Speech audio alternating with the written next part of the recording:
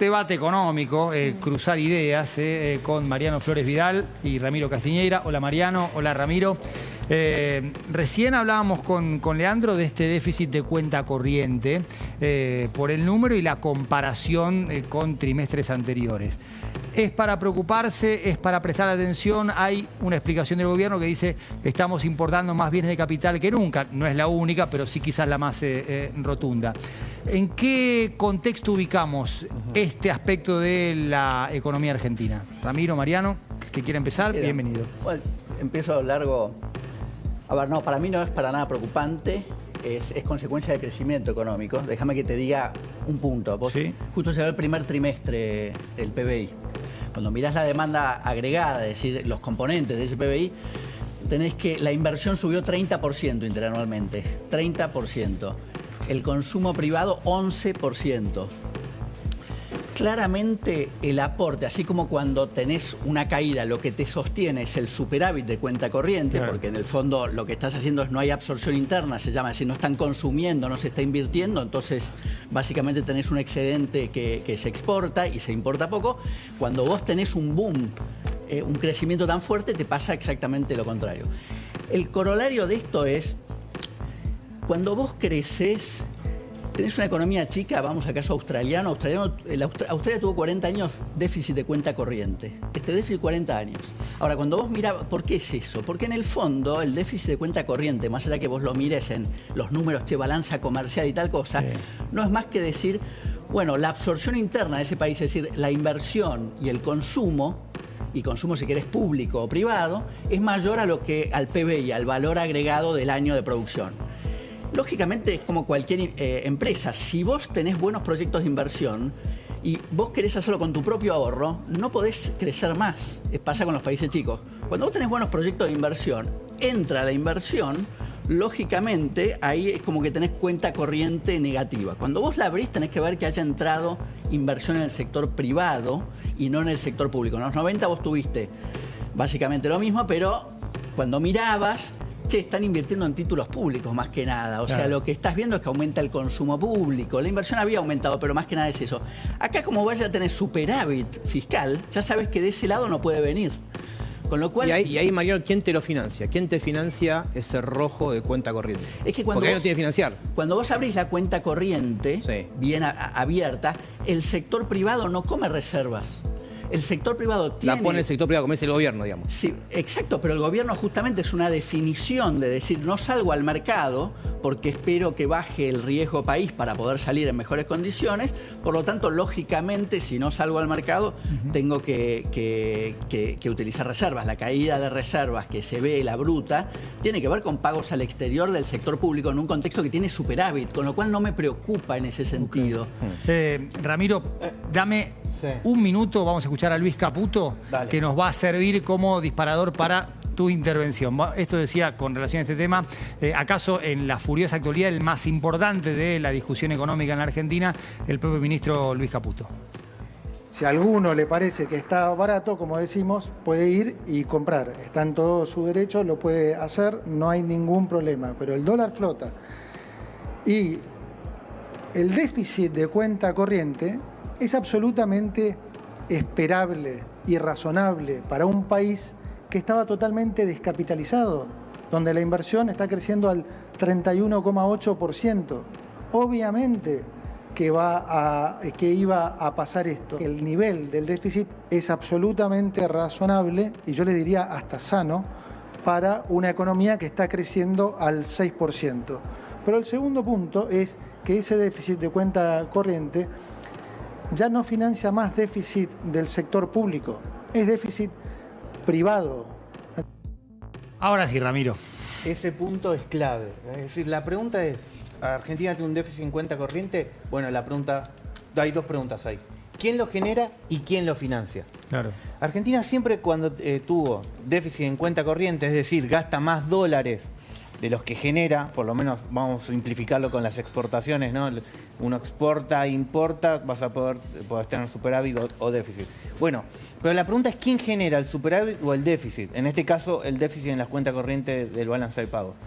Dado que el Estado está en equilibrio, o sea, gasta solo lo que recauda, ahí ya estás asegurado que no es el sector público el que está generando el déficit externo, el déficit en cuenta corriente. Es decir, primera pregunta, ¿quién lo genera? Lo genera el sector privado y son decisiones privadas. Sí. Y después, ¿quién lo financia? Porque antes, cuando el Estado tenía un gran déficit en las cuentas públicas, generaba un exceso de demanda y en consecuencia era el propio Estado el que generaba un exceso de demanda de dólares y generaba un déficit de dólares. Bueno, ahora, como hay equilibrio en las cuentas públicas, ese déficit lo está generando el sector privado por decisiones privadas y lo financia el sector privado. Antes, fíjate que el kirchnerismo se fumó absolutamente todas las reservas del Banco Central financiando un déficit de cuenta corriente. Después tenías el Cambiemos, que tomaba deuda externa para financiar el exceso de gasto público que terminaba financiando el déficit en cuenta corriente. Hoy no es ninguna de esas situaciones. El déficit de cuenta corriente es generado por generado por el sector privado, financiado por el sector privado. No va a afectar a las cuentas públicas lo que haga. Ahí recién Caputo habló, dijo al inicio del tape, si está barato, compre, hablando del dólar. Esta discusión si todo está barato o no. Hoy se conoció el dato del Banco Central que 1 millón de personas en mayo compraron casi 2.000 millones de dólares vía el home banking. ¿No? Hubo 500.000 personas que vendieron, pero vendieron 300 millones, por lo cual nada. ¿No les hace ruido que haya compras ya 2 meses seguidos de 2.000 millones de dólares vía el home banking en esta estructura donde ahí sí le demandan dólares al Banco Central? No, después de una década entera de ese época no te da que el dólar está barato abre la puerta y te pide no te da que para el ahorrista argentino el dólar a 1.100, 1.200, que es el que compra, está barato y por eso compra, como dice el ministro? Bueno, ya el dólar flota. Sí, no, obvio. Así que hay un precio, está la oferta, está la demanda, no interviene el Estado, no está ni el Banco Central vendiendo reservas y ni siquiera está el Tesoro vendiendo dólares. De hecho, se anunció esta semana con un tuit que se publicó hoy, el propio Tesoro salió a comprar dólares, compró no 200 a millones. dólares. Sí, exacto.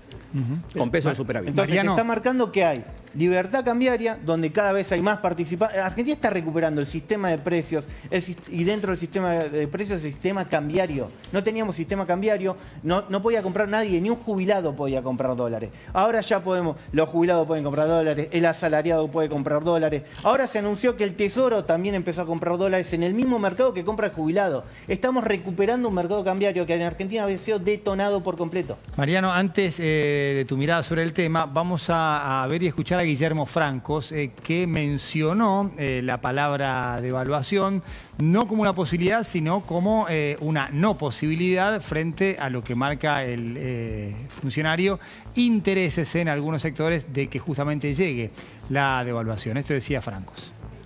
Hay varios sectores de la economía que esperarían tener o que hubiera una acción del gobierno para devaluar el peso. Y eso no va a pasar, porque como lo ha explicado el ministro de Economía en su momento, el libre cambio es lo que rige en la Argentina dentro de las bandas establecidas y se ha dicho claramente cuándo el gobierno va a intervenir para comprar o vender dólares, no en el piso o en el techo de la banda. Así que no, la verdad es que por más que haya sectores interesados en que haya una devaluación, pues si existiera una devaluación, volvemos a la historia de siempre, ¿no? Entonces se emite en pesos y definitivamente se termina otra vez en la cadena inflacionaria. El gobierno no va a proceder de esa manera. Mariano, ¿hay sectores interesados en una devaluación? Bueno, siempre tenés, cuando vos, digamos, acá pensá que la Argentina va a un nuevo paradigma. Yo creo que tiene lo justo, se da a nivel mundial también los recursos, absolutamente todo para que se dé de buena manera. En ese nuevo paradigma el cambio de precios relativos es muy grande, entonces claramente vas a tener, en un marco de crecimiento vas a tener puntos de dolor, sectores de dolor y de fuerte dolor. Y es totalmente normal y natural, no hay que convertir o demonizar, digamos, aquel que en el fondo dice, che, no me está yendo bien, acá necesitaría una devaluación, porque, digamos, ocurre y pasa y es normal que lo hagan. Ahora, cuando uno mira el equilibrio general y demás, tienen que saber que vas a tener ganadores y vas a tener perdedores. Claro. Y dentro de los perdedores, como siempre digo cuando hablo quizás con distintos sectores y demás, la verdad es que no hay herramienta más poderosa que la inteligencia y salirse del statu quo.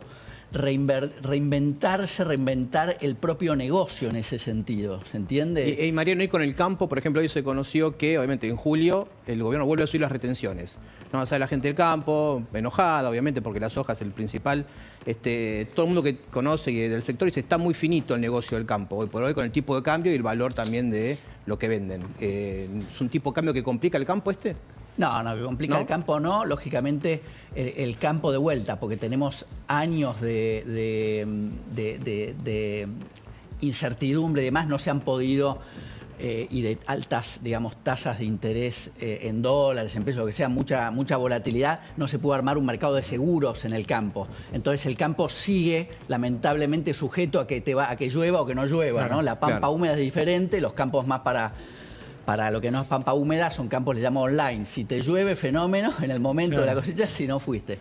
Entonces, ahora, en términos de insumos, han bajado los insumos por esto que han hecho respecto de bajar, digamos, ¿cómo se llama esto? Los impuestos, los aranceles. Sí, los impuestos a las importaciones y demás. Tenés una baja de insumos. Lógicamente, el campo siempre ve como injusto las retenciones.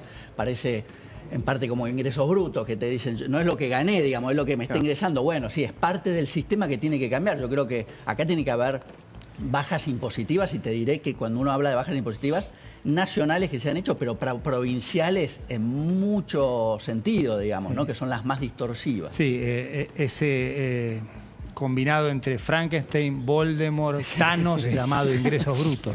El mal personificado. Tenés que ser muy malo para haber inventado. O sea, es malísimo. Viene Thanos, Voldemort e ingresos brutos, pero primero. Es tan bruto el impuesto que hasta no me lo tremendo, dice. Tremendo. Ramiro, Mariano, un placer haberlos tenido. La seguimos. Paula Rossi.